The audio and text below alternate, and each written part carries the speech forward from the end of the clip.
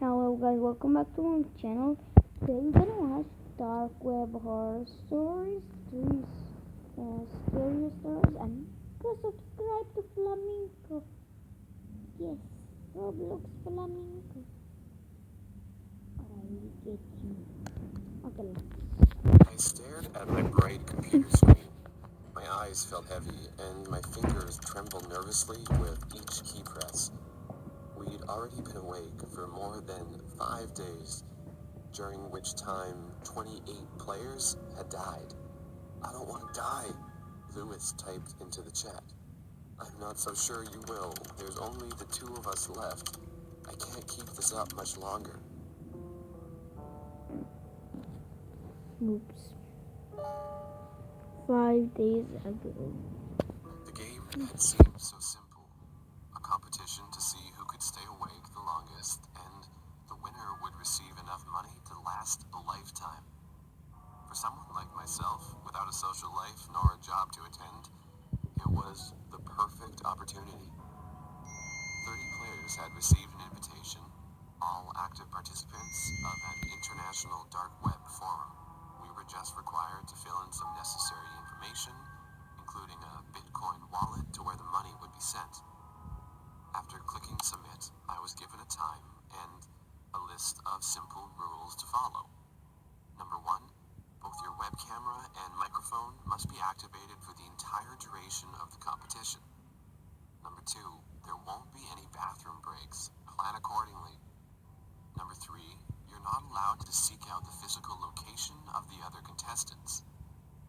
Number 4, there can only be one winner. As I eagerly awaited for the first bit of excitement I'd seen in months, I stocked up on the necessary supplies, mostly energy drinks, snacks, and a bucket. Once the time of the competition started, I clicked the provided link.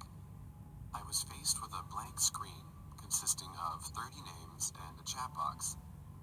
I could gain access to each of the competitors' camera feeds by clicking on their username, but the chat itself was global. I guess no one here speaks English, Insomnia90 said. A few of the participants responded with broken sentences. It seemed that out of the 30 members of the chat, only myself and Insomnia9 were native speakers. 2 days went by in the blink of an eye, and 7 players had already left the game in silence. I spent most of my time watching movies and chatting to Insomnia90, who I'd come to know as Lewis. He was a Canadian university student on break, bored out of his mind. Hey, check out the German guy, he's about to pass out, Lewis said. I clicked on his username. It would be the first participant we'd actually see falling asleep. His eyes were already half closed, and his body shifted towards the edge of his chair. We chuckled at the guy as we got one step closer to victory. Not long after, his consciousness wandered off the edge, and he fell into a deep pit of sleep. Only a second passed before his eyes shot back open in a horrified panic, as he clutched his ears and screamed in agony. His body started twitching uncontrollably in all the wrong directions, and blood poured from his nose and ears. It looked as if his brain had been scrambled to pieces inside his own head. Within a minute, he fell over, dead, his face softly resting on the keyboard. What the was that? I asked. Is he dead? Lewis replied. Check the Swedish one, I said. Sure enough, he drifted off no more than a minute earlier. Suddenly, his eyes shot open, and he seized just like the German had before him. Another minute, and he just added to the rapidly growing pile of corpses. We warned the others as best we could. Only a few of them seemed to get the message, each getting out from their chairs in an attempt at fleeing. Alas, no sooner had they decided to run before they dropped dead on the floor. Oh God, we're gonna die, aren't we? Lewis said. I guess only the winner survives, I typed back. 3 days passed. During that time, we made numerous attempts at contacting the outside world. Phone calls, emails, messages. They were all blocked. Lewis and I were the only players left, keeping each other awake as we searched in despair for a way out. I already ran out of supplies, so if sleep deprivation didn't get me, dehydration would. Then I noticed that Lewis hadn't spoken in a few minutes. Lewis, no, wake the I called out to no avail. He had already died. As he left the game, I was declared the winner. 29 people had died, and I was gifted an unfathomable amount of cash. Since then, I've been searching for Lewis's family.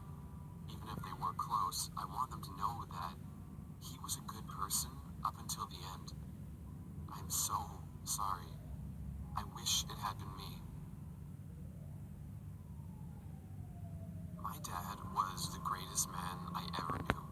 He never shied away from helping others and always offered an ear when people needed to talk. When he was taken away from us at the young age of 41, it destroyed my family. Last week, I spoke to him again, and now I wish I hadn't. A list of simple rules. It's little more joy the few times he was taken away from us at the young age of 41. It destroyed my family. Last week, I spoke to him again, and now I wish I hadn't. I'll be the first to admit, the deep web always scared me. I expected some illegal set of websites for drugs, weapons, and human trafficking. In reality, it's Yeah, little it's more real. than a bunch Dark web of is obscure can forums hack sprinkled you with the and occasional they leaked sell email illegal password. things. Every now and then, you might be lucky enough to find a What gold the nugget in fuck? the Don't stream watch of Dark Web, useless shit. bitch. If you're anything like me, you might even enjoy the futile Useless. search. The one time I actually stumbled across something worthwhile, it scarred me for life. It was a page called Mortex, a forum with thousands of active users, all seeming to search for specific people. Looking for Jack Glover, 1956 to 2003, passed from pancreatic cancer, the top thread said. It was an odd task, searching for someone that had died so long ago. I presumed they were distant relatives looking for a gravestone. But once I browsed through the comments, it piqued my curiosity. It was odd searching for someone that had died so long ago. I figured they were trying to find a lost family member's grave or something. Another thread read, "Oh my God, Hannah, I can't believe you found me." At that moment, I figured it was some sort of roleplay forum. Each thread followed the same formula, someone seeking to speak with lost loved ones. Despite my instinct saying it was all make-believe, I decided to post my own search. Looking for Clark Henderson, 1969 to 2010, passed from cardiac arrest. That was the name of my dad. He was the one person I'd give anything to see again after he unexpectedly died from a heart attack. To my surprise, I only had to wait a couple of minutes before someone left a comment. "Henry?" it said, along with a voice chat invitation. My hands shook so much that I could barely navigate the menu. Before long, I was connected, and an all too familiar voice called my name. "Henry? It's really you, isn't it?" It was bullshit. It had to be.